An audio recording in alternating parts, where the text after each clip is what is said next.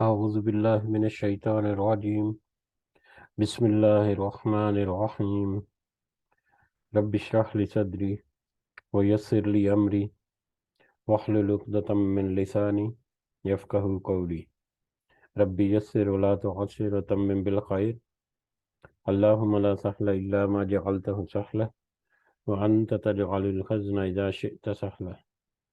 اللهم انفعنا بما علمتنا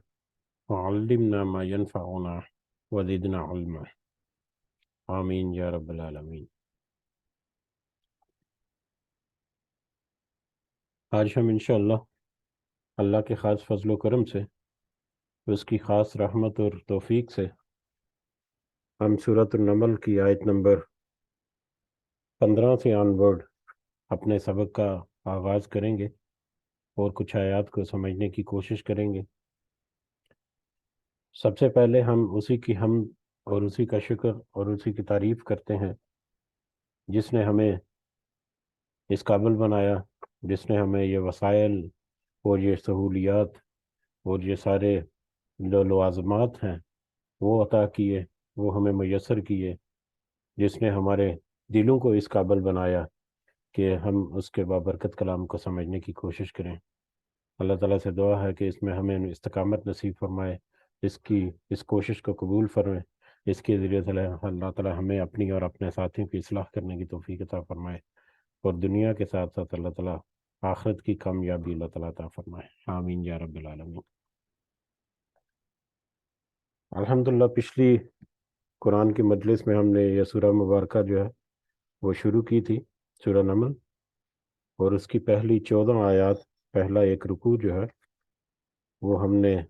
دیکھا تھا. اس کا ترجمہ ایک دفعہ دہراتے ہیں. اللہ تعالیٰ فرماتے ہیں سورہ نمل آیت نمبر 1 سے انورڈ: توسین، یہ آیتیں ہیں قرآن کی، یعنی واضح اور روشن کتاب کی، ہدایت اور خوشخبری ہے ایمان والوں کے لیے جو نماز قائم کرتے ہیں اور زکوٰۃ ادا کرتے ہیں اور آخرت پر یقین رکھتے ہیں. جو لوگ قیامت پر ایمان نہیں لاتے، ہم نے انہیں ان کے کرتوت زینت دار بنا کر دکھائے ہیں، پس وہ بھٹکتے پھرتے ہیں.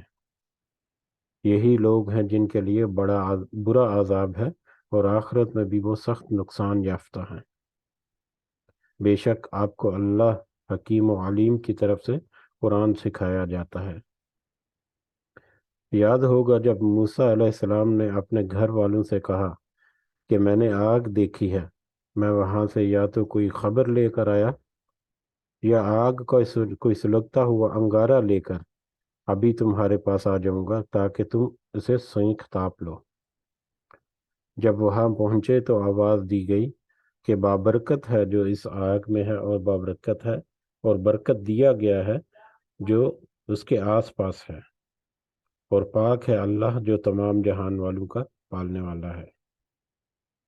موسیٰ سن بات یہ ہے کہ میں ہی اللہ ہوں غالب با حکمت، تو اپنی لاٹھی ڈال دے. موسیٰ نے جب اسے ہلتا جلتا دیکھا اس طرح کہ گویا وہ ایک سانپ ہے، تو منہ موڑے ہوئے پیٹ پھیر کر بھاگے اور پلٹ کر بھی نہ دیکھا. اے موسیٰ،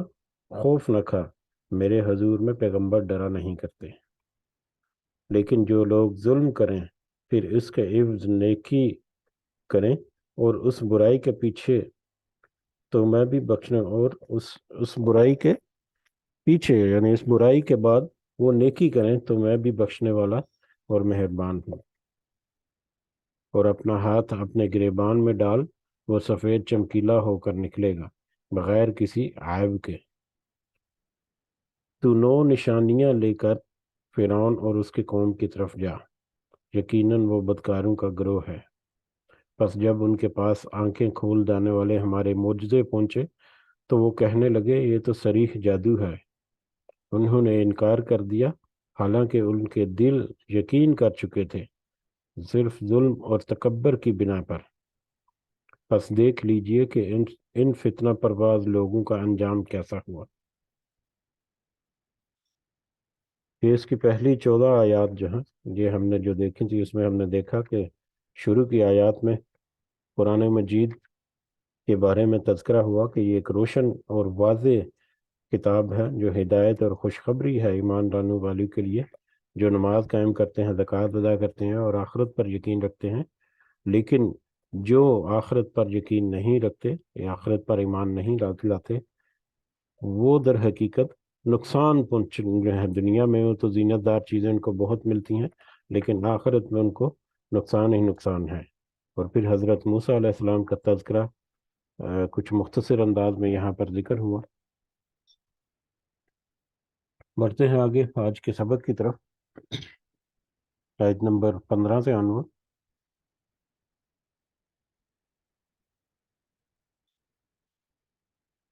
اعوذ باللہ من الشیطان الرجیم۔ وَلَقَدْ آتَيْنَا، اور بلا شبہ یقیناً ہم نے دیا، داؤد و سلیمان علما، داؤد اور سلیمان، داؤد علیہ السلام اور سلیمان علیہ السلام کو علما، ایک علم۔ بلا شبہ ہم نے داؤد اور سلیمان علیہ السلام کو بھی علم دیا۔ یہ علم جو ہے نبوت، حکمت، دانائی اور دوسرے جو علم ہے، اور اس کے علاوہ جو خاص کر جو حضرت داؤد علیہ السلام کو اور سلیمان علیہ السلام کو جو حکومت اور ان کی اور بے مثال حکومت جو ہے، جس میں وہ نہ صرف انسانوں کے اوپر بلکہ دوسری مخلوقات کے اوپر بھی ان کا حکم چلتا تھا، تو ان کی سلطنت جو ہے وہ بڑی عظیم و شان تھی، بڑی بے مثال تھی۔ تو اللہ تعالیٰ نے، لیکن یہاں پر سلطنت نہیں، علم سے مراد حکمت، علم، نبوت اور بصیرت، اور یہ ساری چیزیں ہیں جن کے ذریعے سے یہ نبی جو ہیں وہ اپنی قوم کو توحید کا درس دیتے ہیں اور باقی معاشرتی برائیوں سے بچنے کی تلقین کرتے ہیں، ان کو ڈراتے ہیں۔ اور داؤد علیہ السلام اور سلیمان علیہ السلام کے بارے میں ہمیں پتہ ہے، یاد دہانی کے لیے، حضرت موسیٰ علیہ السلام، ہمیں یاد ہے اس سے پہلے ایک دو دفعہ پر کافی تفصیل سے تذکرہ آیا ہے کہ جب وہ کوہ سینا میں پہنچے اور اللہ تعالیٰ نے ان کو حکم دیا کہ وہ اپنا جو آبائی وطن ہے یروشلم، اس کو فتح کریں، وہاں پر جو ایک ظالم اور بڑی طاقتور قوم آباد ہے ان کو وہاں سے نکالیں اور خود جا کر وہاں پر اپنی قوم جو ہے اس کو، اپنا ملک جو ہے اس کو واپس حاصل کریں۔ تو بنی اسرائیل نے اس کا انکار کیا، بلکہ مطلب جہاد کے لیے ریڈی نہیں ہوئے، بلکہ انہوں نے یہاں تک کہہ دیا کہ تم اور تمہارا رب جا کر یہ لڑائی کرو، اور جب یہ فتح ہو جائے گا تو ہم اس میں آ جائیں گے۔ تو اس طرح سے پھر 40 سال تک وہ صحرائے سینا میں ہی بھٹکتے رہے۔ ان کو 40 سال کے دوران، اس 40 سال کے دوران پھر حضرت موسیٰ علیہ السلام جو ہے وہ بھی وفات پا گئے، اور ایک نئی نسل جو ہے وہ پروان چڑھی۔ حضرت موسیٰ علیہ السلام کے جانشین تھے یوشع بن نون، ان کا نام جو ہے کچھ روایات میں ذکر کیا جاتا ہے۔ تو ان کی سرکردگی میں اللہ تعالیٰ سے انہوں نے دعا کی کہ کوئی سپہ سالار جو ہے وہ مقرر کر دیں، تو اللہ تعالیٰ کے حکم سے طالوت کو سپہ سالار مقرر کیا، اور پھر طالوت اور جالوت کی جنگ ہوئی، اور طالوت اور جالوت کی جو جنگ ہوئی اس جنگ میں پھر حضرت داؤد علیہ السلام کا جو کردار ہے وہ واضح ہوا۔ حضرت داؤد علیہ السلام نے گوپیے کے ذریعے سے اس جالوت کو قتل کیا وہاں پر۔ وہ ہمیں یاد دہانی کے لیے کہ یہ واقعہ ہم ذکر کر رہے ہیں۔ طالوت اور جالوت کی جنگ ہوئی، جالوت کو پھر حضرت داؤد علیہ السلام نے ایک گوپیے کے ذریعے سے ایک پتھر جو ہے اس کی آنکھ میں نشانہ باندھ کر مارا، جس سے وہ وہیں پر ہلاک ہو گیا۔ اور اس کے بعد پھر جو یوشع بن نون تھا، اس نے اپنی بیٹی کی شادی جو ہے حضرت داؤد علیہ السلام سے کی۔ پھر حضرت داؤد علیہ السلام جو ہے وہ حکومت ان کو ملی ان کے بعد، اور پھر حضرت داؤد کے بعد حضرت داؤد کے بیٹے سلیمان جو ہیں وہ انہوں نے بھی عظیم الشان حکومت کی۔ اور یہ بنی اسرائیل کے عروج کا دور تھا۔ بنی اسرائیل کے 2 عروج اور 2 زوال کا ذکر قرآن مجید میں آیا، جس کا تفصیل سے ہم نے پہلے تذکرہ کیا تھا۔ تو اس میں ایک عروج کا وقت یہ بھی تھا جب طالوت اور جالوت کی جنگ کے بعد انہوں نے یروشلم کو فتح کیا اور وہاں پر ان کی حکومت رہی، اور یہ تقریباً 300 سال کے لگ بھگ جو ہے یہ حکومت رہی ان کی۔ بہرحال داؤد علیہ السلام کے بارے میں بھی پہلے بھی کچھ ہی عرصہ پہلے قرآن کی آیات میں تھا کہ وہ جب तिलावत करते थे। ज़बूर जो है वो हज़रत दाऊद अलैहिस्सलाम को अता की गई थी, और जब वो तिलावत करते थे तो इतनी खूबसूरत और सुरीली आवाज़ में कि उनके परिंदे जो हैं वो भी वजद में आ जाते थे, और वो भी साथ उनके तराना जो है तराने गाते थे या तिलावत करते थे। और फिर हज़रत सुलेमान अलैहिस्सलाम की हुकूमत जो है उसकी तो झलक हमें अगली कुछ आयात में मिलेगी। तो हज़रत दाऊद और हज़रत सुलेमान अलैहिस्सलाम की हुकूमत बेमिसाल है, और उनको अल्लाह ताला ने बेमिसाल मतलब जो उनकी जो सल्तनत है वो अता की थी। तो बहरहाल याद दहानी के लिए इतना ही काफ़ी है, आगे बढ़ते हैं हम। और बिलाशुबा हमने यकीनन दाऊद और सुलेमान अलैहिस्सलाम को इल्म दिया। वक़ाल अल्हम्दुलिल्लाहि, और इन दोनों ने कहा, वक़ाला और दोनों ने कहा, अल्हम्दुलिल्लाहिल्लज़ी फज़्ज़लना फज़्ज़लना, सब तारीफ अल्लाह ही के लिए है, अल्हम्दुलिल्लाह जिसने हमें फजीलत दी, अला कसीरिन अक्सर में से या बड़ी तादाद में से, मिन इबादिल मुमिनीन अपने मोमिन बंदू में से। उन दोनों ने कहा कि हम अल्लाह ही की तारीफ करते हैं, ये तारीफ सारी की सारी तारीफ जो है वो अल्लाह ही के लिए है, सारा का सारा शुक्र जो है वो अल्लाह ही के लिए। अल्हम्दुलिल्लाह इसमें तारीफ भी है और शुक्र भी है, ये दोनों मानों में उसका लिया जाता है। तारीफ करना हो तो फिर भी अल्हम्दुलिल्लाह अल्लाह की, और शुक्र करना है तो फिर भी अल्हम्दुलिल्लाह। तो अल्हम्दुलिल्लाह कि अल्लाह ने हमें फजीलत दी अपने मोमिन बंदू में से अक्सरियत पर, एक बड़ी तादाद में जो मोमिन जो है या जो लोग हैं उनके ऊपर फजीलत दी। उन्होंने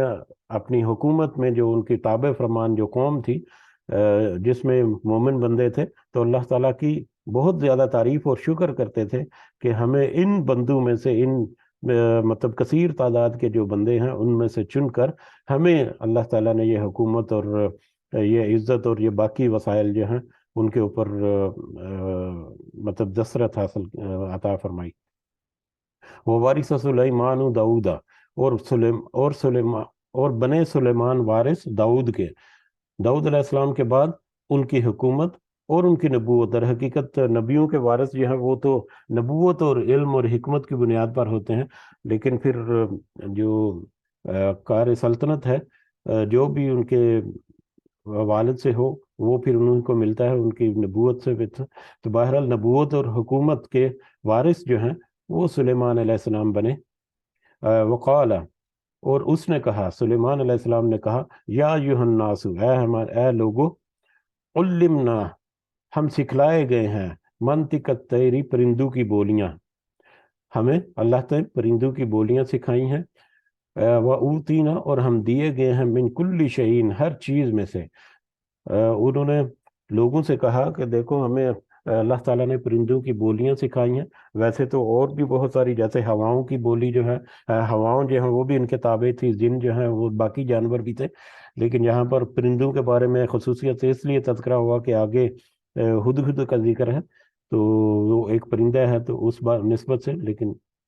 उसके अलावा बाकी जो मखलूक़ात हैं उनमें भी उनकी इसी तरह से दस्तरत थी या हुकूमत थी। हम तो अल्लाह ताला जो उन्होंने कहा कि हमें परिंदों की बोलियां सिखाई गई हैं और हमें हर चीज़ में से दिया गया है, यानी कसीर तादाद में हमें ज़रूरत की जितनी चीज़ें हैं वो मुयस्सर की अल्लाह ताला ने, मतलब रहन में रहने के लिए और हुकूमत करने के लिए, और मतलब माल और दौलत और सारा कुछ जो है वो अल्लाह ताला ने अता किया, अपनी बेशुमार नेमतें अल्लाह ताला ने अता की। इन्ना हाज़ा लहुवल फज़लुल मुबीन, और बेशक ये यकीनन यही फजल है वाज़े, ये अल्लाह की तरफ से एक वाज़े और एक बड़ा फजल है जो उसने हमें अता किया।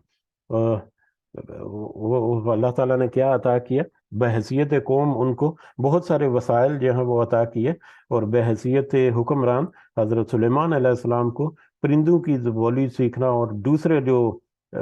मतलब मौजूज़ात हैं वो भी अता किया, और इतनी बड़ी हुकूमत जो है वो भी अता की। वह खुशीरा, और इकट्ठे किए गए, लिसुलैमान, सुलेमान अलैहिस्सलाम के लिए, जुनूदहू, उसके लश्कर, मिनल जिन्न वल इंसी, जिन्नों से और इंसानों में से,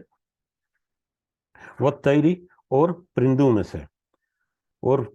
इकट्ठे किए गए सुलेमान अलैहिस्सलाम के लिए जिन्नों और इंसानों और परिंदों के लश्कर, फ़हम यूज़ाउन, फिर वो सब अलग अलग तकसीम किए जाते थे। ये यहाँ पर حضرت سلیمان علیہ السلام کی جو ایک ایک جو ان کی خصوصی جو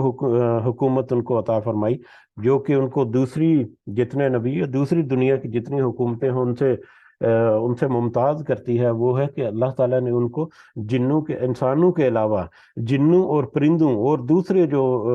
مطلب مخلوقات ہیں ان کے اوپر بھی اللہ تعالیٰ نے ان کو حکومت عطا فرمائی، ان کی بولی بولنا اور وہ ان کے حکم کے تابع تھے۔ تو یہ ایک تو اس کی طرف اشارہ ہے کہ سلیمان کے لیے جنوں اور انسانوں اور پرندوں کے لشکر جو ہیں وہ اکٹھے کر دیے گئے، یا سارے کے سارے جو تھے وہ سلیمان کے مطیع ہوئے، سلیمان کے تابع ہوئے۔ اور دوسرا فہم یوزعون، پھر وہ سب الگ الگ تقسیم کیے جاتے تھے، یعنی ان کے الگ الگ گروہ بندی کی جاتی ہے۔ یہ گروہ بندی جو ہے وہ کس طرح سے ہو سکتی ہے؟ یہ گروہ بندی جو ہے وہ ان کی ایک تو کیٹیگری کے اعتبار سے بھی ہو سکتی ہے، جیسے جنوں کا ایک گروہ جو ہے وہ ہے، اور انسانوں کا ایک گروہ، اور اسی طرح سے پرندوں جو ہیں، پرندوں میں سے مختلف طرح کے پرندے جو ہیں، ہر قسم کے پرندوں کے الگ الگ گروہ جو ہیں وہ بٹالین کی شکل میں، یا جیسے مطلب آرمی کے ڈفرنٹ ریجیمنٹس وغیرہ ہوتی ہیں، اس طرح سے ان کو گروہ در گروہ تقسیم کیا گیا۔ یا یہ تقسیم جو ہے وہ ان کے جو اسائنمنٹس ہیں، ان کو جو مختلف کام جو دیے گئے ہیں، ان کاموں کی بنیاد پر بھی ہو سکتا ہے کہ کسی کو سیکیورٹی کا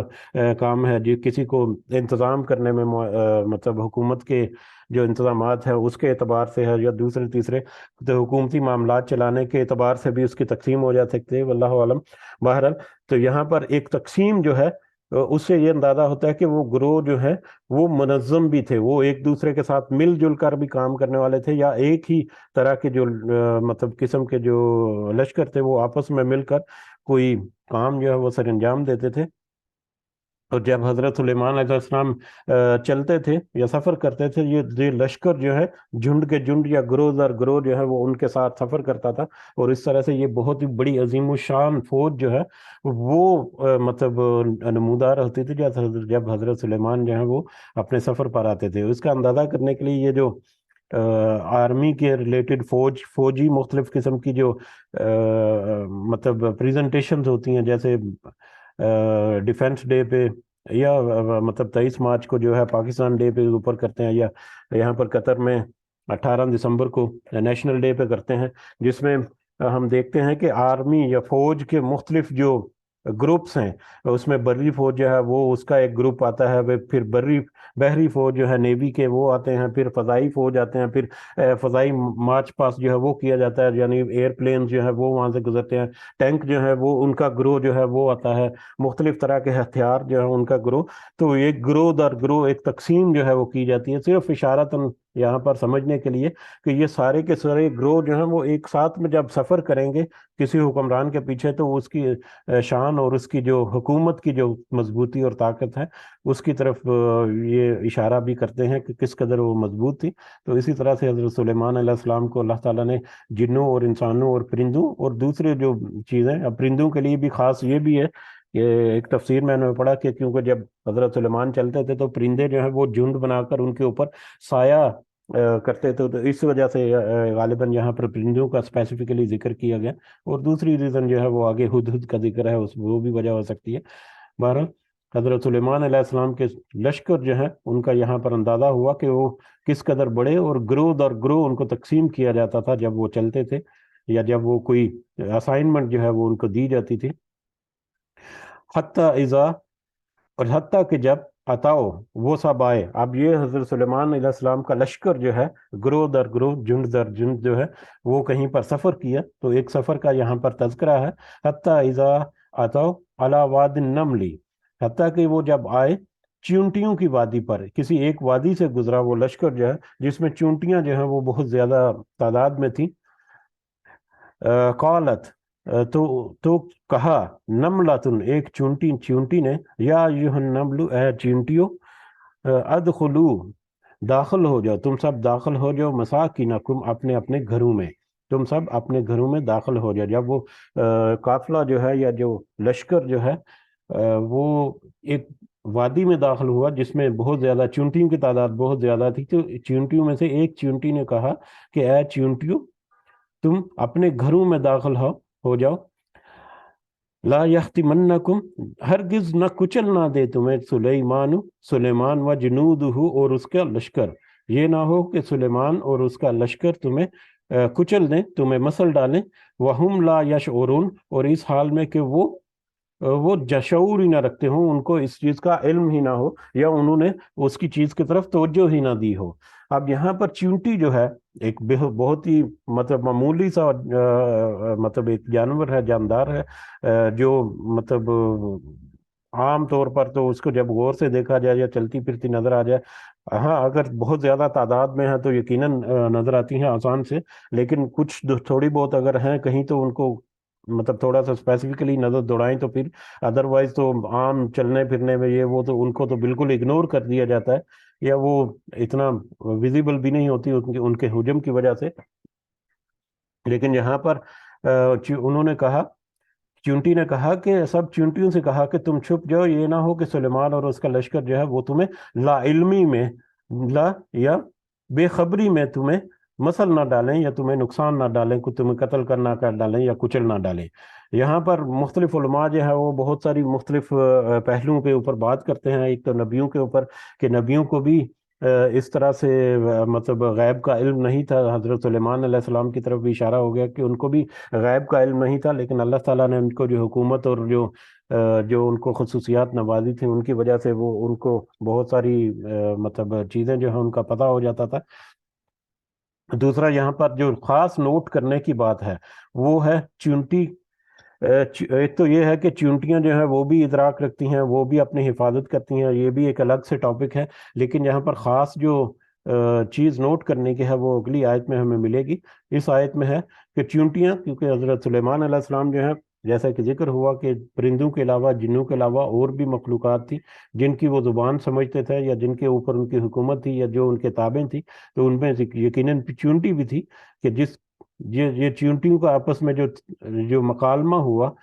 کہ یہ نہ ہو کہ بے خبری میں، لاشعوری میں سلیمان علیہ السلام اور ان کا لشکر جو ہے وہ تمہیں کچل ڈالیں. لہذا حفاظت کے طور پر تمہیں چاہیے کہ تم اپنے آپ کو گھروں میں لے جاؤ، یا اپنے گھروں میں محفوظ ٹھکانوں پر پہنچ جاؤ. فتبسم، تو وہ مسکرایا. حضرت سلیمان علیہ السلام مسکرائے چونٹی کی بات سن کر، وہ مسکرائے. انہوں نے چونٹی کی بات کو سن بھی لیا، اور اس کے اوپر ان کا تبسم جو ہے اردو میں بھی ہم استعمال کرتے ہیں. اور یہ تبسم جو ہے، یہ اس میں تکبر نہیں ہوتا بلکہ اس میں تو محبت ہوتی ہے. بہرحال وہ مسکرایا ضاحکن، ہنستے ہوئے، من قولہا، اس کی بات سے، اس چونٹی کی بات کو سن کر حضرت سلیمان علیہ السلام جو ہے وہ تبسم انداز میں مسکرائے. وقال ربی اوزعنی، اور اس نے کہا اے میرا رب مجھے توفیق دے، ان اشکر نعمتک، کہ میں شکر کروں تیری نعمت کا. حضرت سلیمان علیہ السلام نے کہا کہ اے رب مجھے توفیق دے کہ میں تیری نعمت کا شکر کروں، اللہ تی انعمت علیہ وعلی والدیہ، جو تو نے انعام کی مجھ پر اور میرے والدین پر. اے میرے رب تو میرے اور میرے والدین پر جو تو نے انعام کیے، مجھے ہمت اور توفیق دے کہ میں اس کا شکر ادا کروں. یہاں پر پوائنٹ نوٹ کرنے کی یہ ہے کہ ایک حقیر سی چیز، ایک حقیر سی مخلوق جس کو کوئی بھی پرکھتا نہیں، جس کو کوئی قدر و منزلت نہیں دیتا، تو اتنی بڑی حکومت کا بادشاہ یا حکمران جو ہے وہ ایک چھوٹی سی حقیر سی چونٹی جو ہے اس کے ساتھ اس کی بات سن پر وہ مسکرائی، اور اس حقیر سی چیز کے اوپر بھی اس نے اللہ کا شکر ادا کیا کہ تو نے مجھے اور میرے والدین کو یہ بے شمار انعامات جو ہیں وہ عطا کیے. تو اس سے ہمیں یہ اندازہ ہونا چاہیے کہ چھوٹی سی چھوٹی جو نعمت اللہ تعالیٰ نے عطا کی ہے اس کے اوپر بھی انسان کو شکر ادا کرنا چاہیے. تو بلکہ یہاں سے آپ یہ سمجھ لیں کہ کوئی گناہ جو ہے وہ حقیر نہ سمجھے کہ اس کو کیا نہ جائے، کوئی نیکی حقیر نہ سمجھے کہ اس کو چھوڑ دیا جائے، اور کوئی نعمت جو ہے اس کو حقیر نہ سمجھا جائے کہ اس کا شکر نہ ادا کیا جائے. تو چھوٹی سے چھوٹی، حقیر سے حقیر نظر آنے والی نعمت جو ہے وہ در حقیقت اللہ تعالیٰ کی بہت بڑی نعمتوں میں سے ایک نعمت ہے ہمارے لیے. تو اس کی طرف بھی ہمیں اس آیت سے یہ اشارہ ملتا ہے. بہرحال حضرت سلیمان جو ہے انہوں نے چونٹی کی بات سن کر اس کے اوپر بھی اللہ کا شکر ادا کیا، اور اللہ کی تعریف کرتے ہوئے کہا، جو اللہ سے دعا کی کہ میں مجھے حکمت و توفیق دے کہ میں شکر ادا کروں. یہ بھی اللہ کی نعمت ہے. شکر ادا کرنے کی توفیق دینا بھی اللہ تعالیٰ کی نعمت ہے۔ بہر جس نے مجھ پر اور میرے والدین پر بے شمار انعامات کیے، اور پھر دعا فردر بھی دعا کی، وہ ان اعمل صالحا، اور انہوں نے یہ بھی دعا کی اور یہ کہ میں عمل کروں صالحا نیک، ترضاہ جسے تو پسند کرے، اور مجھے یہ بھی توفیق دے کہ میں وہ ایسے نیک عمل کروں جسے تو پسند کرے، یعنی تیری حکموں کے مطابق میں نیک اعمال بھی کرتا رہوں، یہ بھی مجھے توفیق دے۔ وَأَدْخِلْنِي بِرَحْمَتِكَ، اور تو داخل فرما دے مجھے اپنی رحمت سے، فی عبادک الصالحین، اپنے نیک بندوں میں، اور مجھے تو اپنے نیک بندوں میں اپنی رحمت سے داخل فرما دے۔ اب یہ نیک بندوں میں، دنیا میں تو ظاہر ہے ان کی ایک سلطنت تھی، نیک بندوں میں ہی ان کا شمار تھا، اور یقیناً وہ صالح بندے تھے، لیکن دنیا میں بھی دعا یہ کرنی چاہیے کہ ہمیں نیک اور صالح لوگوں کا ساتھ نصیب فرما۔ لیکن یہ دعا عام طور پر آخرت کے بارے میں ہوتی ہے کہ آخرت میں وہ نیک بندے جو کامیاب ہونے والے ہیں، جن کو جنت اللہ تعالیٰ بشارت دیتے ہیں یا عطا فرمائیں گے، یہ ان نیک بندوں میں اپنی رحمت سے داخل کرنے کی بھی دعا کی۔ جو جب وہ اس حقیر سی چونٹی کی بات سنی انہوں نے تو وہ مسکرائے، اور اس کے اوپر بھی انہوں نے دعا دی کہ مجھے تو ہمت و توفیق دے کہ میں تیری نعمتوں کا شکر ادا کروں جو تو نے مجھ پر اور میرے والدین پر کی، اور مجھے یہ بھی ہمت و توفیق دے کہ میں نیک عمل کروں جن کو تو پسند کرتا ہے، اور مجھے یہ بھی دعا کی کہ تو مجھے اپنی رحمت سے اپنے نیک بندوں میں شامل رکھ۔ وہ آؤزین جو ہے، اس کا ایک دوسرا ترجمہ جو ہے وہ روکے رکھنے کا بھی ہے کہ اے اللہ مجھے تو روکے رکھ۔ اب وہ اگر روکے رکھ ہے، اس کے اعتبار سے اگر ترجمہ کیا جائے، اپنے کسی کو روک لینا یا روک رکھنا، تو روک رکھنے کا بھی اگر ترجمہ کیا جائے تو اس کا مطلب یہ ہے کہ مجھے ناشکری سے روک کے رکھ، کہ مجھے یہ جو تو نے اتنی نعمتیں دی ہیں اس کی ناشکری کرنے سے مجھے بچا لے، یا ناشکری کرنے سے مجھے روک لے، اور مجھے ہمت و طاقت دے کہ میں تیری نعمتوں کا شکر ادا کروں۔ تو یہ دونوں معنی آپ کو دوسرا ترجمہ جو ہے کچھ تراجم میں یہ دوسرا مطلب جو ہے اس کا وہ بھی ملے گا۔ بہرحال انہوں نے دعا کی، حضرت سلیمان علیہ السلام نے اپنے لیے اپنی نعمتوں کا شکر ادا کیا۔ وَتَفَقَّدَ، اور اس نے جائزہ لیا الطَّیرَ، پرندوں کا۔ حضرت سلیمان علیہ السلام نے اپنے جو لشکر ہیں، یہ اب دوسرا ایک واقعہ جو ہے وہ کوٹ ہو رہا ہے۔ ایک پہلا واقعہ جو ہے وہ چونٹی کا یہاں پر مکمل ہوا، اس کے بعد پھر وَتَفَقَّدَ الطَّیرَ، اس نے جائزہ لیا۔ حضرت سلیمان علیہ السلام نے اپنی جو مطلب یہاں پر بھی صدر اور جو وی اے پی شخصیات ہوتی ہیں، وہ ان جو آرمی کے جو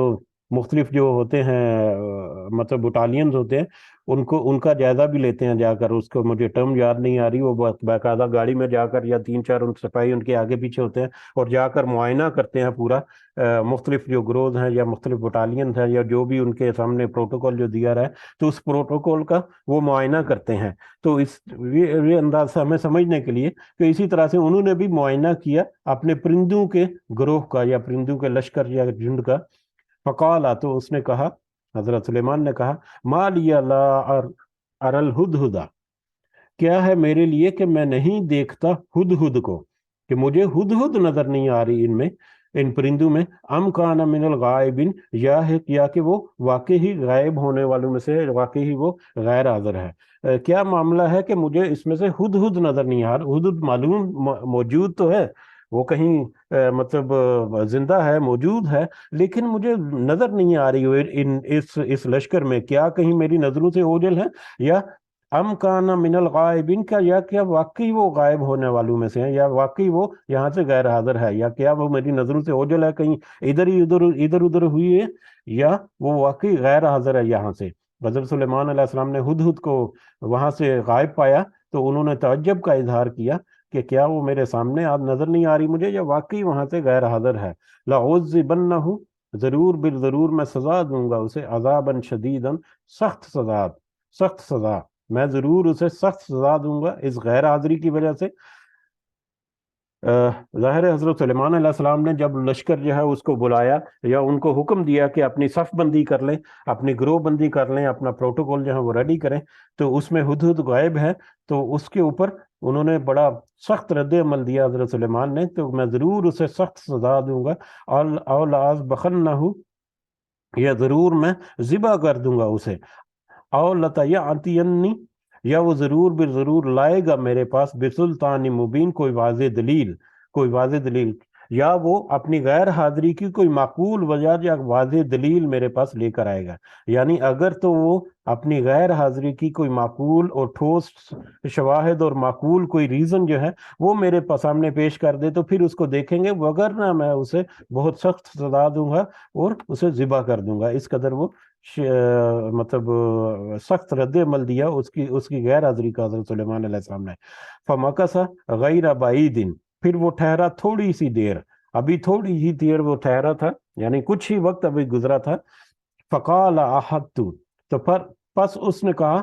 فقال تو اس نے کہا، یعنی اس نے کہا، ہدہد نے کہا، ابھی تھوڑی ہی دیر گزری تھی کہ ہدہد نے کہا، یعنی تھوڑی ہی دیر میں، اس کے تھوڑی ہی دیر میں ہدہد جو ہے وہاں پر حاضر ہو گیا اور اس نے کہا، احدت، میں نے احاطہ کیا ہے، میں نے احاطہ کیا ہے، یا میں نے انفارمیشن کلیکٹ کی ہے، میں نے جائزہ لے کر ایک پورا حالات و واقعات کا جائزہ لے کر میں نے ایک معاملے کا احاطہ کیا ہے، بما لم تحط به، کہ تو نے نہیں احاطہ کیا اس کا، میں نے ایک ایسی چیز کا احاطہ کیا ہے، یا میں نے ایک ایسی انفارمیشن جو ہے اس کو کلیکٹ کیا ہے، ایک ایسی معلومات میں نے مطلب جمع کی ہیں جو تیرے پاس نہیں ہے۔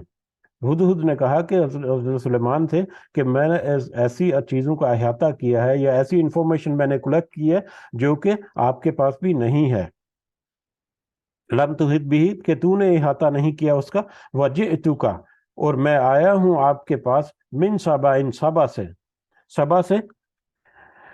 بنبا ان یقین، ایک یقینی خبر کے ساتھ، اور میں سبا سے آپ کے پاس ایک یقینی خبر کے ساتھ آیا ہوں۔ میں نے کچھ انفارمیشن کلیکٹ کی ہے جو انفارمیشن آپ کے پاس نہیں ہے، اور میں سبا سے ایک یقینی خبر لے کر آیا ہوں۔ سبا جو ہے وہ ایک قوم کا نام تھا، یہ اس قوم کے اوپر، اس کے قوم کے نام کے اوپر اس شہر کا نام جو ہے وہ بھی سبا پڑ گیا تھا، اور وہ سلطنت یمن میں تھا اس وقت، آج بھی یمن کا ہی حصہ ہے۔ تو یمن میں سبا ایک شہر کا نام ہے، وہاں پر ایک قوم جو ہے وہ آباد ہے، اس کا نام بھی سبا ہے۔ تو میں سبا کی ایک بہت ہی باوثوق ذرائع سے اور بڑی ہی یقینی خبر جو ہے وہ لے کر آیا ہوں، اور ایک ایسی خبر ہے جس کا آپ کو بھی احاطہ نہیں، یا جس کے بارے میں آپ کو بھی معلومات نہیں ہے۔ وہ کیا ہے؟ انی وجدت امرأۃ، بے شک میں نے پایا ہے ایک عورت کو، تملکہم، حکومت کرتی ہے ان پر۔ ایک تو تعجب کی بات یہ تھی اس کے لیے، ہدہد کے لیے، کہ اس سبا قوم جو ہے اس پر ایک عورت حکومت کرتی ہے۔ اس عورت کا نام جو ہے وہ بلقیس ذکر کیا جاتا ہے، اور بلقیس جو ہے وہ، بلقیس نام کی عورت جو ہے وہ حکومت پر اس سبا جو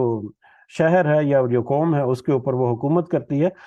اور یہ حکومت جو ہے یہ بھی بڑی، کہہ لیں کہ بڑی طاقتور اور بڑی مطلب وسائل سے بھرپور یہ حکومت یا یہ فوج جو ہے وہ بھی کہہ سکتے ہیں کہ میں نے دیکھا ہے کہ سبا پر ایک عورت حکومت کرتی ہے، وہ اوتیت، اور وہ دی گئی ہے، یا اس عورت کو دی گئی ہے، اس حکومت کو دی گئی ہے، من کل شیء، ہر چیز میں سے، یعنی ان کو سارے دنیاوی مال، اسباب اور دولت اور طاقت جو ہے وہ اس کو دی گئی ہے۔ وَلَهَا عَرْشٌ عَظِيمٌ، اور اس کا تخت بھی بڑا شاندار ہے، اور اس کا تخت، اس عورت جو ہے وہ بادشاہ عورت جو ہے وہاں پر بلقیس جو ہے، اس کا تخت جو ہے وہ بھی بڑا شاندار ہے۔ اس تخت کے بارے میں بھی کہا جاتا ہے کہ وہ بہت ہی بڑا، حجم کے اعتبار سے بھی بہت بڑا تھا، اور مطلب جاہ و جلال کے اعتبار سے بھی ہیرے جواہرات میں اس میں جڑے ہوئے تھے، اور ویسے بہت مطلب قیمتی کر کے وہ بنایا گیا تھا اس طرح سے۔ تو لہٰذا اس تخت کا بھی یہاں پر تذکرہ ہوا کہ وہ تخت جو ہے اس کا وہ بھی بڑا شاندار ہے۔ وجدتھا، اور میں نے پایا ہے، ایک تو حیرت یہ ہوئی کہ وہ عورت حکومت کرتی ہے جن کے پاس بڑے وسائل ہیں، اور اس کا تخت بھی بڑا شاندار ہے، بڑا عظیم الشان ہے، وہ شاندار ہے۔ یہ تو ایک ایسی خبر تھی جس کے بارے میں کچھ نہ کچھ انفارمیشن تو حضرت داؤد علیہ السلام کو بھی تھی، حضرت سلیمان علیہ السلام کو بھی تھی، لیکن اس کے بارے میں مزید انفارمیشن یا مزید ٹھوس باتیں جو ہیں وہ ہدہد آ کے بتا رہی ہے۔ ایک تو اس حکومت کی، سبا حکومت جو ہے اس کی مضبوطی جو ہے اس کی طرف اشارہ کیا جا رہا ہے، دوسرا اس کی مال و دولت اور ان کو وسائل جو اللہ تعالیٰ کی طرف سے عطا کیے ان کی طرف اشارہ ہے، اور اس کے علاوہ جو سب سے اہم بات ہے وہ ہے وجدتھا، اور میں نے پایا ہے اسے، اس قوم کو، اسے یعنی اس عورت کو بلقیس کو، وقومہا اور اس کی قوم کو، یسجدون کہ وہ سجدہ کرتے ہیں، للشمس من دون اللہ سورج کو اللہ کے سوا، اللہ کو چھوڑ کر وہ سورج کو سجدہ کرتے ہیں۔ یہ سب سے اہم بات اس کی کہ میں نے تو اس عورت کو یعنی بلقیس کو اور اس کی قوم کو اللہ کو چھوڑ کر سورج کو سجدہ کرتے ہوئے پایا ہے۔ وزین اور مزین کر دیا ہے لہم ان کے لیے شیطان نے اعمالہم ان کے اعمال، یعنی ان کے جو مشرکانہ قسم کے یہ جو اعمال ہیں، یہ جو عقائد ہیں، ان کو اس شیطان نے ان کے لیے مزین کر دیا ہے، شیطان نے ان کے لیے اور زیادہ بنا سنوا کر پیش کیا ہے۔ اور یہ مزین کرنا ہمیں پتہ ہے بہت اچھی طرح، ہم نے بہت دفعہ پڑھا ہوا ہے کہ جو دنیا کے اعمال جو ہیں وہ جب انسان جو ہے ان میں فرحت محسوس کرتا ہے، ان میں ان کو لگتا ہے کہ میں ساری مجھے سہولتیں اللہ تعالیٰ نے دی ہیں اور مجھے ساری انعامات جو ہیں ملے ہیں، جو مجھے چاہیے وہ اللہ تعالیٰ نے نوازا ہوا ہے، اس کا مطلب ہے میرا عمل یہ اچھا ہے، تو وہ اسی کے اوپر کارمند رہتا ہے بجائے نصیحت پکڑنے کے، وہ اسی کے اوپر۔ تو اسی طرح سے یہ شیطان کے وسوسے ہیں ایکچولی، کہ شیطان اس کو اور زیادہ خوبصورت کر کے اور زیادہ پر اثر انداز میں اور زیادہ راحت بخش انداز میں ان کو مہیا کرتا ہے، یا ان کے اوپر پوز کرتا ہے، جس کی وجہ سے وہ اور زیادہ اس گمراہی میں کھبے چلے جاتے ہیں۔ بہرحال، اور شیطان نے ان کے عملوں کو، ان کے مشرکینہ جو رویے ہیں، ان کو شیطان نے اور زیادہ مزین کر کے ان کے سامنے پیش کر دیا ہے، یا ان کے سامنے بنا دیا ہے۔ فصدہم پس اس نے روک دیا عن السبیل راستے سے، یعنی اس شیطان نے ان کو راستے سے روک رکھا ہے، اس شیطان نے ان کے جو مشرکانہ اعمال ہیں، عقائد ہیں، ان کو بہت زیادہ مزین کر دیا ہے اس قوم کے لیے، اور ان کو راہ راست پر آنے سے، ہدایت کے راستے پر آنے سے بھی اس شیطان نے روک رکھا ہے۔ فہم لا یہتدون، جس کی وجہ سے فہم لا یہتدون وہ ہدایت یافتہ نہیں ہوتے یا ہدایت نہیں پاتے، یعنی ہدایت کے راستے پر آنے سے بھی اس شیطان نے ہی اس قوم کو روک رکھا ہے۔ اور یہ جو خبر ہے یہ ہدہد آ کر دے رہا ہے، اس کا مطلب ہے کہ ہدہد جو ہے، یا دوسرے جانور جو ہیں، یا جاندار جو ہیں، یا پرندے جو ہیں، ان کو بھی اس بات کا اچھی طرح سے ادراک ہے کہ صرف اور صرف اللہ ہی ہے جو وحدہ لا شریک لہ ہے، اس کے علاوہ کوئی اور معبود نہیں۔ تو کیونکہ وہ ایک کمیونیکیشن ایک تھی، ہمارا کہہ لیں کہ ہمارا اور دیگر جو جانور جو انسانوں کے علاوہ دوسری جو قومیں ہیں، یا دوسرے جو گروہ ہیں، یا دوسرے جو جاندار ہیں، ان کے ساتھ ایک کمیونیکیشن گیپ جو ہے وہ بہت زیادہ ہے، بلکہ کمیونیکیشن ہے ہی نہیں اس طرح سے۔ لیکن حضرت سلیمان علیہ السلام کے ساتھ تو کیونکہ کمیونیکیشن تھی، تو لہٰذا بڑے واضح الفاظ میں ان کے ساتھ آپس میں ان کی کمیونیکیشن ہوئی ہدہد کے ساتھ۔ تو ہدہد نے ان کو آ کر بتایا کہ یہ دیکھیں، اس طرح سے وہ قوم ہے جو سورج کی پرستش کرتی ہے، اور شیطان نے ان کو ہدایت کے راستے پر آنے سے روک رکھا ہے۔ اور یہ نبی کے لیے، رسول کے لیے یہ خبر جو ہے یہ سب سے زیادہ اہم ہے۔ ایک تو سب سے پہلا توحید کے اوپر کوئی میٹر ہے تو اس کے اوپر سب سے زیادہ وہ اٹینٹیو ہوتے ہیں، اور دوسرا توحید کے بعد پھر دوسری معاشرتی برائیاں جو ہیں ان کی اصلاح کرنے کے لیے۔ تو نبی اور رسول کے لیے تو یہ ایک بہت بڑی خبر تھی یقیناً، یا ان کے لیے تو ایک بہت بڑا معاملہ تھا کہ ہماری موجودگی میں کوئی جو ہے وہ بت پرست رہے یا مشرک رہے، تو وہ اس کے اوپر اس وجہ سے یہ اہم بات تھی جو ہدہد نے آ کر حضرت سلیمان علیہ السلام کو بتائی۔ اللہ یسجدو، یہ کہ وہ نہ سجدہ کرتے، اللہ للہ اللہ کو، اللہ دی، یہ کہ وہ نہیں سجدہ کرتے اللہ کو۔ اس کو اگر پچھلی آیت کے ساتھ ملایا جائے تو پھر وہی کہ شیطان نے ان کو ہدایت کی طرف آنے سے بھی روک رکھا ہے، اور ان کو اسی وجہ سے، شیطان کے اس روکنے کی وجہ سے ہی وہ اللہ کو سجدہ نہیں کرتے۔ یا اس کو اگر الگ آیت کے طور پر بھی پڑھا جائے تو پھر اللہ یسجد للہ، کہ ان کو تو چاہیے کہ وہ سجدہ کریں، اللہ کہ وہ سجدہ کریں اللہ کو، اللہ یہ کہ اللہ ان کو چاہیے کہ وہ سجدہ کریں، لیکن وہ سجدہ نہیں کرتے اللہ کو، ان کو چاہیے مگر وہ اللہ کو سجدہ نہیں کرتے۔ ٹھیک ہے، تو الگ بھی پڑھا جا سکتا ہے، اس آیت کے ساتھ بھی ملا کر پڑھا جا سکتا ہے۔ اللہ کو سجدہ نہیں کرتے، کس اللہ کو؟ الذی یخرج الحبء، وہ اللہ یا وہ ذات جو نکالتا ہے چھپی ہوئی چیزوں کو. یہ ہدہد جو ہے وہ کچھ ایک تفسیر میں نے پڑھا ہے کہ یہ ہدہد کا کلام نہیں ہے، یہ تو اللہ نے پھر آگے اس پوائنٹ کو مزید واضح کرنے کے لیے، لیکن سلسلہ کلام جو ہے وہ اکثر مفسرین جو ہے انہوں نے یہ ہدہد جو ہے اسی کی طرف سے یہ منسوب کیا کہ اس نے آپ کے بتایا کہ وہ حالانکہ ان کو چاہیے کہ وہ اللہ کو سجدہ کریں لیکن وہ اللہ کو سجدہ نہیں کرتے. اس اللہ کو وہ ذات جو یخرج الحب فی السماوات والارض، جو چھپی ہوئی چیزیں نکالتی ہیں آسمانوں اور زمین سے. آسمانوں اور زمین سے چھپی ہوئی چیزیں نکالنا، بارش کا برسنا، زمین سے پھر نباتات کا، پودوں کا، فصلوں کا اگنا ہونا، اور پھر زمین سے جو خزانے ہیں دیگر جو چھپے ہوئے ہیں جو انسان کو نظر نہیں ہوتے، جب وہ ظاہر ہوتے ہیں تو پھر انسان ان کو دیکھ سکتا ہے. بارش بھی اسی طرح سے جب وہ ظاہر ہوتی ہے تو وہ نظر آتی ہے، اس کے علاوہ تو وہ ہماری آنکھوں سے اوجھل ہی ہے. تو بہرحال وہ ذات جو آسمانوں اور زمین سے چھپی ہوئی چیزیں، چھپے ہوئے خزانے جو ہے وہ نکالتا ہے. وَيَعْلَمُ مَا يُخْفُونَ وَمَا تُعْلِنُونَ، اور وہ جانتا ہے جو کچھ تم چھپاتے ہو اور جو تم ظاہر کرتے ہو، جو تم نیت رکھتے ہو، جو تم ارادہ رکھتے ہو، جو بھی تم کام کرنا چاہتے ہو، وہ اللہ تعالیٰ جو ہے وہ خوب اچھی طرح اس کو جانتا ہے، اور جو تم کام کرتے ہو ان کو بھی وہ خوب اچھی طرح سے جانتا ہے. ہر چھپی اور ظاہر چیز کو وہ اچھی طرح سے جانتا ہے. اللہ لا الہ الا ہوا، اللہ نہیں کوئی معبود اس کے سوا، الا ہوا مگر وہی، ہوا رب العرش العظیم، وہ رب عظیم عرش عظیم کا مالک ہے، عرش عظیم کا رب ہے. اللہ کوئی معبود نہیں اس کے سوا کہ وہ عرش العظیم کا رب ہے. یہاں پر سجدہ آیت ہے، آیت سجدہ ہے. تو اس کے اوپر ہمیں سجدہ کرنا چاہیے، اور خاص کر اس کے اوپر اس لیے بھی کرنا چاہیے کہ یہ شیطان جو ہے وہ اس کے وسوسے میں ایک قوم پھنسی ہوئی ہے جس کی وجہ سے وہ کسی غیر اللہ کو سجدہ کرتی ہے، اور دوسرا ایک پرندہ جو ہے وہ اللہ کی توحید اور اللہ کا جو وحدانیت ہے اس کے اوپر گواہی دے رہا ہے. تو لہذا اس کے اوپر ہمیں اگرچہ سنت ہے لیکن اس کے اوپر سجدہ اگر ہمارے لیے توفیق ہے تو ہمیں ضرور کرنا چاہیے. چند سیکنڈ سجدے کے لیے مختص کرتے ہیں انشاءاللہ.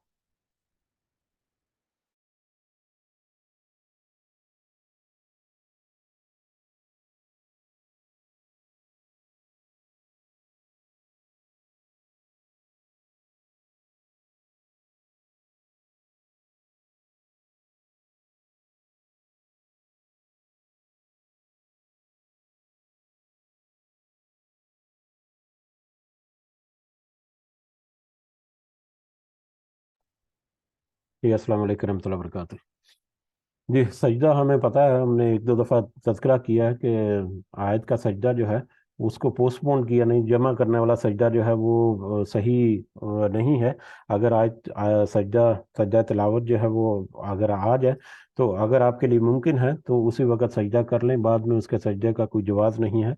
اور اس کے لیے اسی لیے بہت ساری سہولتیں دی ہیں اس سجدہ کرنے کے لیے. وضو کی شرط نہیں ہے، قبلہ رو ہونے کی شرط نہیں ہے، زمین کے اوپر جیسے نماز میں سجدہ کرتے ہیں اس طرح سے ہو تو بہترین ہے. اگر وہ آپ کوئی مصروفیت میں، کوئی سفر میں یا اس طرح سے ہیں تو آپ کہیں پر بھی اپنے سر کو جھکا کر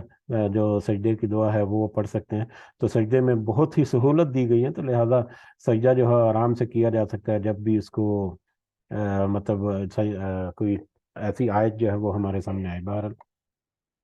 واللہ علم بالصواب. اللہ تعالی ہمیں ہمت و توفیق دے رکھے، آمین. بڑھتے ہیں آگے. اعوذ باللہ من الشیطان الرجیم. قال، تو اس نے کہا، یعنی حضرت سلیمان علیہ السلام نے کہا، سننظر، ان قریب ہم دیکھیں گے، اصدقتا، کہ کیا تو نے سچ کہا ہے، ام کنت من الکاذبین، یا تو جھوٹوں میں سے ہے. حضرت سلیمان نے کہا کہ ان قریب ہم اس کی تحقیق کریں گے کہ کیا تو سچ کہہ رہا ہے یا کیا تو مطلب کوئی سٹوری گھڑا ہے. تو یہ اس وجہ سے کہ اس سے پہلے بڑے غضبناک ہوئے حضرت سلیمان علیہ السلام اس کی غیر حاضری کی وجہ پر، کہ اگر اس نے کوئی معقول وجہ پیش نہ کی تو ہم اسے سخت سزا دیں گے اور اسے ذبح کر دیں گے. تو آگے اس نے ایک وجہ پیش کی، اور یہ بہت بڑی وجہ تھی یقیناً. حضرت سلیمان نے کہا کہ ہم اس کی تحقیق کریں گے کہ کیا واقعی یہ سچ ہے یا تو نے اپنی طرف سے اپنی جان بچانے کے لیے اپنی طرف سے کوئی سٹوری گھڑ لی ہے جو جھوٹ بولنے والے میں سے ہے. اذهب بکتابی، تو حضرت سلیمان نے کہا اذهب بکتابی ھذا، تو جا میرے اس خط کے ساتھ، یعنی میرے اس خط کو لے جا، فعلقہ، پس تو ڈال دے اسے، الیہم ان کی طرف، یہ خط لے کر جا۔ تو ایک خط دیا حضرت سلیمان علیہ السلام نے ہدہد کو کہ اس خط کو لے کر جاؤ اور اس کو ان کی طرف ڈال دو۔ ثم تول عنہم، پھر تو ہٹ جا ان سے، فانظر ماذا یرجعون، پھر تو دیکھ کہ کیا وہ سب جواب لوٹاتے ہیں۔ یعنی ہدہد کو کہا کہ جہاں جا کر وہاں پر کسی طرح کے اس جو بادشاہ تھی بلقیس جو تھی اس کے محل میں، اس کے پاس جو خط ہے اس کو ڈال دے، اس کو ٹپکا دے وہاں پر، اور پھر وہاں سے ہٹ کر کہیں اوٹ سے یا چھپ کر تو دیکھ کہ اس کا ریئیکشن کیا ہوتا ہے، اس کو رسپانس کیا کرتے ہیں، کس طرح سے اس کو لوٹاتے ہیں، یرجون کس طرح سے وہ لوٹاتے ہیں، یعنی اس خط کو کس طرح سے وہ رسپونڈ کرتے ہیں، کس طرح سے اس کا جواب دیتے ہیں، ان کا ریئیکشن کیا ہوتا ہے۔ تو وہ ذرا چھپ کر دیکھنا یا چھپ کر اس کا مطلب نظارہ کرنا کہ وہ کیا ہے، کس طرح سے ان کو ریئیکٹ کرتے ہیں اس کے اوپر۔ قالت، تو کہا، قالت تو اس عورت نے کہا، یا اس بادشاہ عورت جو ہے بلقیس نے کہا، یا ایوہ الملأ، اے درباریو، یعنی اب اس کو خط پہنچ گیا اس کے پر، اور اس نے دیکھا کہ ایک پرندہ ہے وہ خط چھوڑ کر اب خود غائب ہو گیا ہے، تو لہٰذا اس نے خط کو پڑھا، خط کو پڑھ کر اس کے کنٹینٹ جو ہیں وہ بڑے اہم تھے، ان کنٹینٹ کے اہم ہونے کی وجہ سے اس نے اپنے سرداروں کو، اپنے درباریوں کو، یا اپنے جتنے بھی حواری تھے ان کو بلا لیا، بڑے بڑے لوگ جو ہیں، تو پھر ان سے کلام کر کے اس نے کہا، یا ایوہ الملأ، اے درباریو، یا اے سردارو، انی القیہ، بے شک میں وہ ڈالا گیا ہے، الیہ میری طرف، کتاب ایک خط، کریم عظیم، عظمت والا، عزت والا، سری، بے شک میری طرف ایک عزت والا خط ڈالا گیا ہے، یعنی میری طرف یہ ایک خط بھیجا گیا ہے جو کہ بڑا کریم ہے، بڑا عزت والا ہے، بڑا با عزت، یعنی مطلب اس کے خط کے اسلوب سے، خط کے لکھنے کے انداز سے، اور اس کی پریزنٹیشن کے انداز سے پتہ چلتا ہے کہ یہ خط کوئی معمولی خط نہیں، یہ کوئی عظیم خط ہے، اس میں کوئی خاص بات ہے یا خاص اس میں موضوع ہے، خاص طریقے سے آیا ہے، خاص انداز سے لکھا گیا ہے، اور بڑا ہے، یہ خاص خط ہے، خصوصی خط ہے، یہ کوئی عام خط نہیں ہو سکتا، تو اس کی کریم جو ہے ایک عزت والا خط ہے۔ انہو، بے شک یہ خط جو ہے، من سلیمان، سلیمان کی طرف سے علیہ السلام، وَإِنَّهُ، اور بے شک وہ، بسم اللہ الرحمن الرحیم، کیا گیا ہے اللہ رحمان اور رحیم کے نام سے، بے شک یہ خط جو ہے یہ اللہ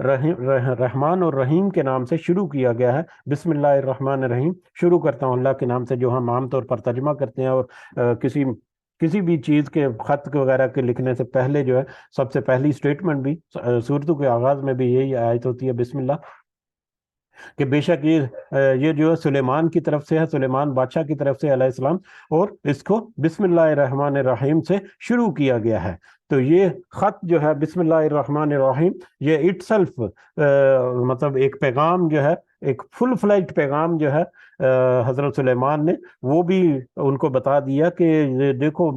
وہ اللہ جو رحمان اور رحیم ہے، اس رحمان اور رحیم کے نام سے یہ خط شروع کیا گیا، یعنی توحید کا طرز جو ہے وہ اس میں چھپا ہوا ہے۔ یہی وجہ ہے کہ رحمان اور رحیم ہونے پر مطلب مشرکین مکہ جو ہے وہ بھی اعتراض کرتے تھے۔ بہرحال، اور دوسرا قرآن مجید کے اندر، آیتوں کے اندر یا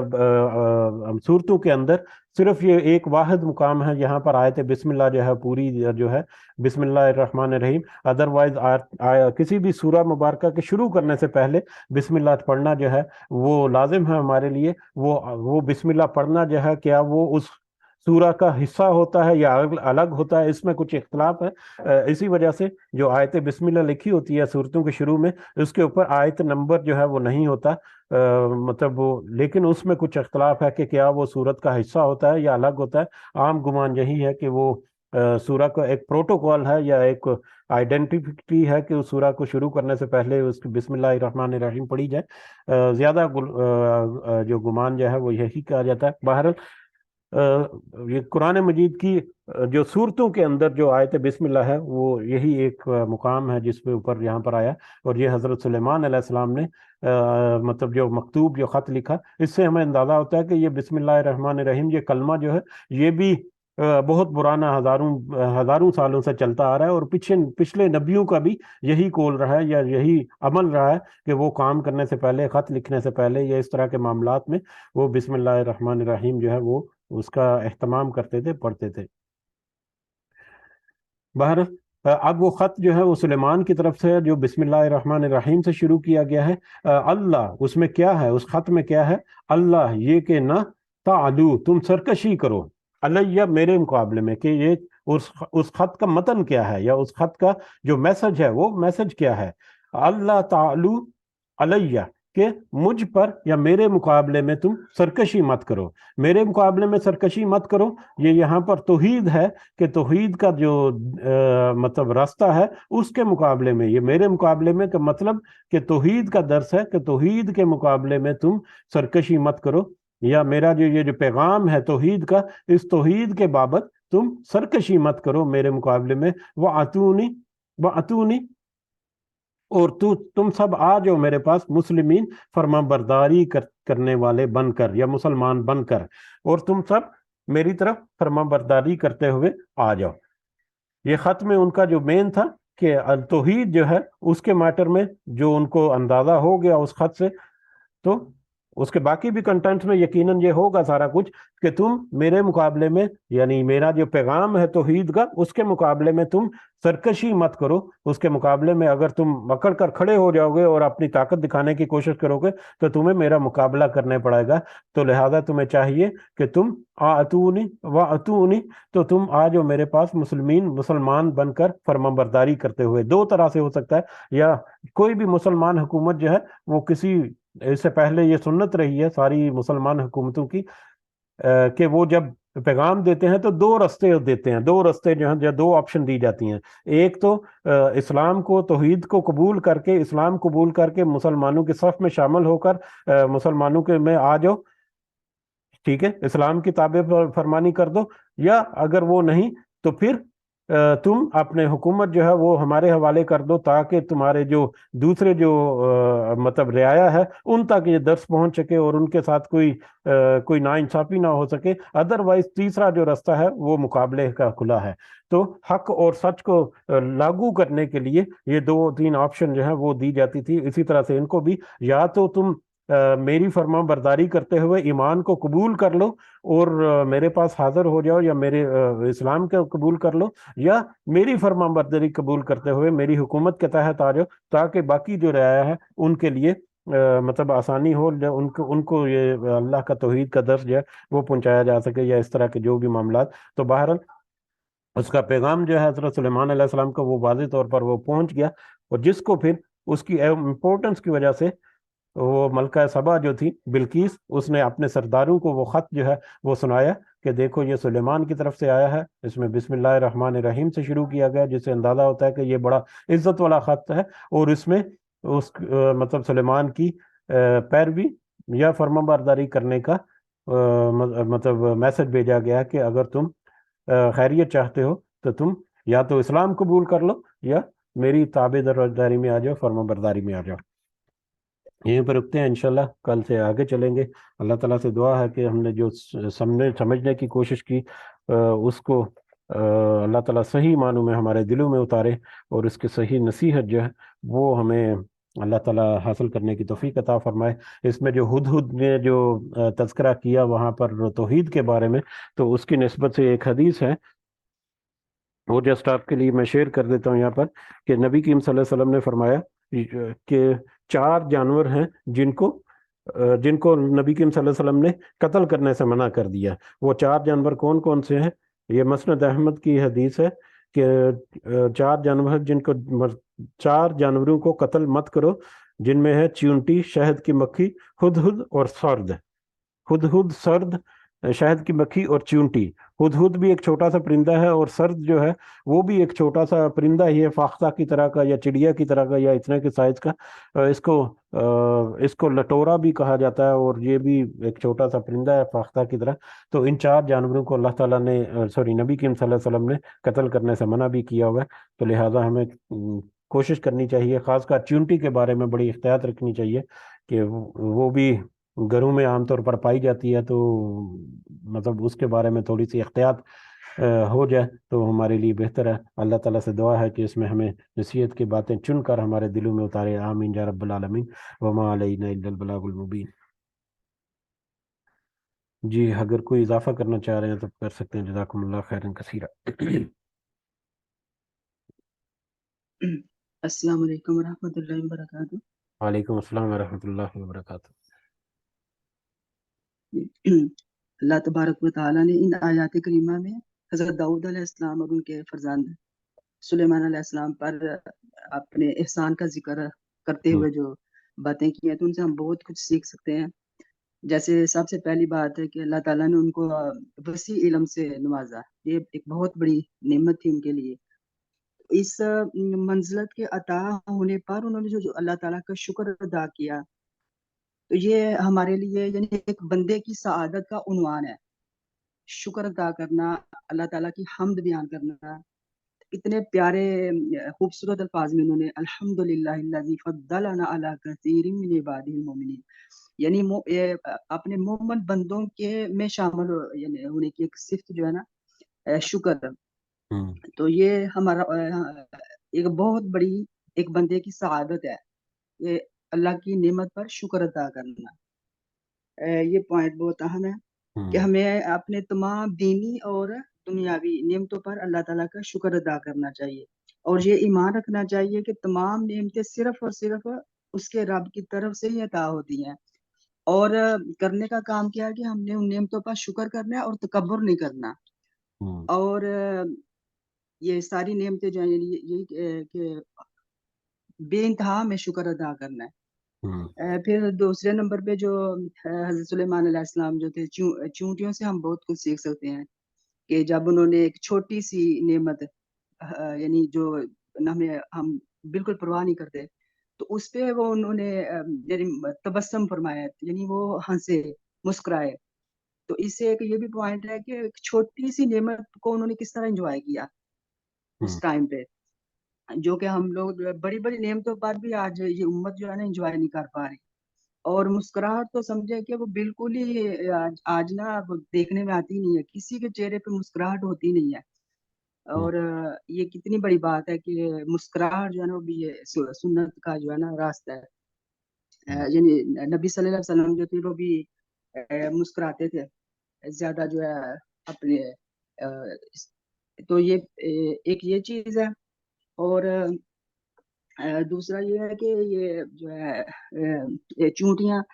تو ان کو بھی نا یعنی حقیر نہیں سمجھنا چاہیے. جیسے ہمارے اپنے گھروں میں چونٹیاں ہوں تو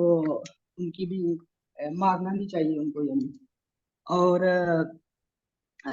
یہ چونٹیاں کہتے ہیں نا کہ یہ دعائیں کرتی ہیں. تو بس میں تو ابھی تک نا ادھر تک کی ابھی وہ غور و فکر کر سکی ہوں, تو ابھی حدود کا تو میں وہ یعنی. اور پھر شکر کے بارے میں یہ ہے کہ اللہ تعالیٰ یعنی شکر کو تو ہم نے لازم پکڑنا ہے. اور شکر جو ہے نا یہ سورہ زمر میں بھی ہے کہ اللہ تعالیٰ کہتے ہیں ان تکفروا لا یرضی لعبادہ الکفر, کہ اگر تم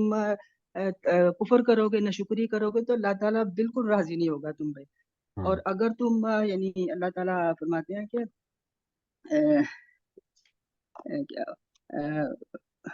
اور اللہ تعالیٰ کہتے ہیں کہ اگر تم یعنی شکر کرو گے تو پھر میں تم سے راضی ہوں گا. سبحان اللہ. تو شکر یہ ہوتا ہے کہ بندہ جو ہے نا وہ اللہ تعالیٰ کی جتنی بھی بلیسنگ ہے نا اس کو اللہ تعالیٰ کی پلیئر میں نا وہ یعنی صرف کرنا, یوز کرنا. بس آج کے لیے میرا یہ صحیح ہے. جزاک اللہ خیرن. آپ کا واقعی امپورٹنٹ اس میں پوائنٹ ہے, اسی لیے اس کو تھوڑا سا ہائی لائٹ بھی کیا تھا. اور جو آپ نے بات کی وہی ہم سادہ سے الفاظ میں دوبارہ سے ایک دفعہ یاد دہانی کرتے ہیں کہ کوئی گناہ جو ہے وہ اس کو حقیر مت سمجھو کہ اس کو کیا جائے, کوئی نعمت جو ہے اس کو حقیر مت سمجھو کہ اس کا شکر نہ ادا کیا جائے, اور کوئی نیکی کا کام اس کو بھی کبھی حقیر مت سمجھو کہ اس کو چھوڑ دیا جائے. تو یقیناً ایک بہت بڑی بات ہے شکر کا ادا کرنا. اور آپ نے جیسا کہ ذکر کیا کہ ہمارے چہروں پر مسکراہٹ نہیں ہوتی, اور یہ بھی بات بہت حد تک صحیح ہے, بلکہ بہت ہی زیادہ صحیح ہے کہ ہم بہت سارے گلے شکوے کرتے ہیں, بہت ساری مطلب اپنے آپ کو مایوس رکھتے ہیں، اور بہت سارے ایسے معاملات میں کہ ہمارے یہ حالات وہ حالات، ٹھیک ہے حالات جو ہیں وہ ہوتے ہیں، لیکن اللہ کا شکر ادا کرنا جتنی نعمتیں اس نے دی۔ حضرت عمر رضی اللہ تعالیٰ عنہ کی ایک جو ہے واقعہ جو ہے وہ کافی عرصہ پہلے میری نظر سے گزرا، شاید جو کہ میں نے غالباً پہلے بھی تذکرہ کیا ہوگا کہ حضرت عمر ایک دفعہ اپنے کچھ ساتھیوں کے ساتھ کہیں پر جا رہے تھے، تو کوئی ایک رستے میں ایک شخص ملا جو کہ نابینا بھی تھا، اندھا بھی تھا اور بہرا بھی تھا، یعنی نہ بول سکتا تھا، نہ سن سکتا تھا، نہ وہ دیکھ سکتا تھا، کچھ بھی نہیں۔ تو اب ایسا اندازہ کریں کہ ایسا شخص جو ہے وہ اس کی کیا کیفیت ہوگی، وہ کیا کرے گا، کیسے وہ زندگی گزار رہا ہوگا۔ تو حضرت عمر کے ساتھیوں نے ان سے پوچھا کہ کیا یہ جو بندہ ہے اس کو بھی اللہ کا شکر ادا کرنا چاہیے؟ تو حضرت عمر نے ان سے کہا کہ تھوڑی دیر وہ سوچا انہوں نے، پھر انہوں نے کہا کہ کیا یہ بندہ کھانا کھاتا ہے؟ تو انہوں نے کہا ہاں یہ کھانا کھاتا ہے۔ کیا یہ کھانا جو ہے وہ خارج بھی کرتا ہے، یعنی مطلب قضائے حاجت بھی کرتا ہے؟ تو انہوں نے کہا ہاں۔ تو کہتے ہیں پھر تو اسے بہت زیادہ شکر ادا کرنا چاہیے۔ یعنی ایک بندہ جس کے پاس ظاہری اعتبار سے وہ کسی بھی قابل نہیں، ظاہری اعتبار سے، لیکن اس کے باوجود اگر زندگی کی نعمت جو اس کو دی ہوئی ہے اور وہ اس کو استعمال کرتے ہوئے کھانا کھاتا ہے اور اس کو ہضم کرتا ہے اور اس کا ڈائجسٹو سسٹم جو کام کر رہا ہے، تو اس کے اوپر بھی اس کو بہت زیادہ شکر ادا کرنا چاہیے۔ تو ہمارے پاس تو بے شمار نعمتیں ہونے کے باوجود اور بے شمار نعمتوں کے ساتھ ساتھ بے شمار آسودگیاں، بے شمار ہمارے پاس وسائل ہونے کے باوجود ہم شکر ادا نہیں کرتے۔ تو ہمیں یقیناً جو ہے نا وہ شکر کا کلمہ جو ہے وہ بہت اس کا اہتمام کر کے کرنا چاہیے، بہت اہتمام کر کے کرنا چاہیے یقیناً۔ جزاک اللہ خیراً، آپ کا جو اشارہ تھا بہت ہی اہم تھا، اور یہ خاص کر یہ واقعہ جو حضرت سلیمان کا اکبر ہے کہ اتنی بڑی حکومت، اتنی وسیع سلطنت کے جنوں اور پرندوں کے اوپر بھی اور ہواؤں کے اوپر بھی ان کا حکم چلتا ہے اور تسلط ہے، تو اس کے باوجود ایک چھوٹی سی حقیر سی جو چونٹی ہے اس کی بات پر انہوں نے تبسم فرمایا اور اللہ کو شکر ادا کیا کہ مجھے تو نے حکومت دی، کہ یہ ایک حقیر سی چیز ہے، اس کے اوپر بھی حکومت کرنا یہ اللہ تعالیٰ کی بہت بڑی کرم نوازی ہے۔ اور آج ہم بھی حکومت کرتے ہیں بہت ساری چیزوں کے اوپر، آج ہم بھی حکومت کرتے ہیں، اگر ہم سوچیں اس اعتبار سے بھی سوچیں تو بہت سارے معاملات میں ہم بہت ساری چیزوں پر حکومت کرتے ہیں۔ اللہ تعالیٰ نے ہمیں بہت ساری چیزوں پر دسترس دی ہے، لیکن ہم شاید ان کو سمجھتے بھی نہیں، ان کو ڈھونڈتے نہیں، ان کو مطلب ایکسپلور نہیں کرتے، اس کی سرفنگ نہیں کرتے۔ تو ہمیں چاہیے کہ ہم سرفنگ کریں، ہم ایکسپلور کریں کہ کیا کیا نعمتیں اللہ تعالیٰ نے ہمیں دی ہیں، اور جب ہم ان نعمتوں کو گنیں گے تو یقیناً ہم شکر کرنے کے قابل بھی ہو جائیں گے۔ اور دوسرا یہ بھی ہے کہ ان نعمتوں کو نعمت سمجھنا اور نعمت کے طور پر ان کو واضح کرنا، اپنے لیے بھی اور دوسروں کے لیے بھی، جیسا کہ آپ نے ابھی کیا، جیسا کہ حضرت سلیمان نے کیا کہ ایک چھوٹی سی چونٹی کے اوپر بھی انہوں نے کلمہ شکر ادا کیے، تو واضح کر دیا دوسروں کے اوپر کہ دیکھو یہ بھی ایک چھوٹی سی مخلوق ہے، اگر تم اس کے اوپر بھی دسترس رکھتے ہو تو تمہیں شکر ادا کرنا چاہیے۔ یہ ہمارے سامنے آج جو نصیحت ہے، تو لہٰذا نعمتوں کو ڈھونڈنا، ڈھونڈ کر ان کا شکر ادا کرنا کہ یا اللہ تو نے مجھے یہ بھی نعمت دی، یا اللہ تو نے مجھے یہ بھی سہولت دی، یا اللہ تو نے، ٹھیک ہے مشکلات جو ہیں وہ آزمائشیں ہیں، یا اللہ آزمائشوں سے ان کو بھی دوسرے الفاظ میں ان کو یاد کر سکتے ہیں کہ یا اللہ یہ آزمائش ہے، اس کو تو ہم سے ٹال دے، اور یہ نعمت ہے اس کا ہم شکر ادا کرتے ہیں، تو ہمیں اس میں مزید مضبوط نعمت عطا کرنا۔ بہرحال اللہ تعالیٰ سے دعا ہے کہ اس میں ہمیں قائم رہنے کی اور صحیح عمل کرنے کی توفیق عطا فرمائے، آمین یا رب العالمین۔ جی اسی کے ساتھ مجلس کے اختتام کی طرف بڑھتے ہیں۔ رمضان کے سلسلے میں اگر کوئی بات ایڈ کرنا چاہ رہے ہیں، ادروائز ایام بیت جو ہے اس کے روزے جو ہیں وہ بھی رکھنے چاہیے، جو نہیں رکھتے ان کو پاکستان میں غالباً کل ہوگا، گلف میں تو آج سے ہی ہے، 13 تاریخ ہے آج شعبان کی، تو کوشش کریں کہ ایام بیت کے روزے رکھیں۔ اس کے علاوہ سوموار کا اور جمعرات کا روزہ جو ہے وہ بھی سنت ہے، اور باقی پھر انشاءاللہ رمضان کے ٹاپک پہ بھی تھوڑی تھوڑی بات کریں گے، بلکہ میں کوشش کروں گا کہ اگلے کچھ دنوں میں یا اگلے ہفتے سے اپنا جو یہ کلاس کا جو ریگولر وقت ہے اس کو تھوڑا سا کم کر دیں گے، تھوڑا سا مختصر کر لیں گے، اور تھوڑا سا زیادہ وقت ہم نکالیں گے رمضان کے اوپر بات کرنے کے لیے انشاءاللہ۔ تو اس کے ساتھ ہی اختتام کی طرف بڑھتے ہیں۔ اللہ تعالیٰ ہم سب کا حامی نظر ہو،